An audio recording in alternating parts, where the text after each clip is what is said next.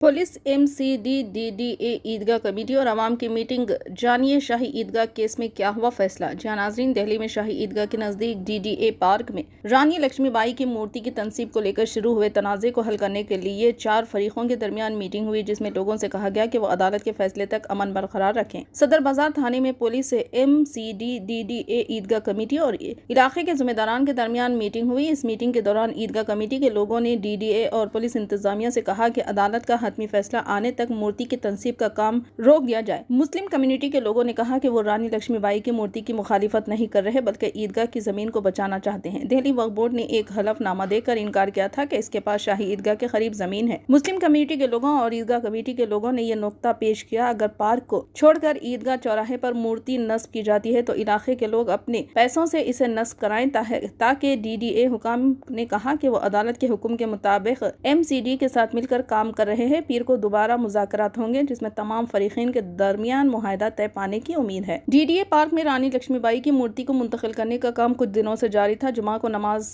की वजह से काम रोक दिया गया। जिस जगह मुजस्सिमा नस्ब किया जाना है वहां पर दोबारा काम शुरू हो गया। ईदगाह कमेटी ने रानी लक्ष्मीबाई का मुजस्सिमा इस जगह पर लगाने की मुखालिफत की थी। मुजस्सिमे की तनसीब के खिलाफ एहतजाज की कॉल भी दी गई थी, जिसके बाद जुमा के रोज काम रोक दिया गया था। दिल्ली पुलिस ने भी सख्त हिफाजती इंतजाम किए। पुलिस ने पार्क की तरफ जाने वाली सड़क को बंद कर दिया। किसी भी किस्म की सूरत हाल से निपटने के लिए खवातीन पुलिस को भी तैनात किया गया।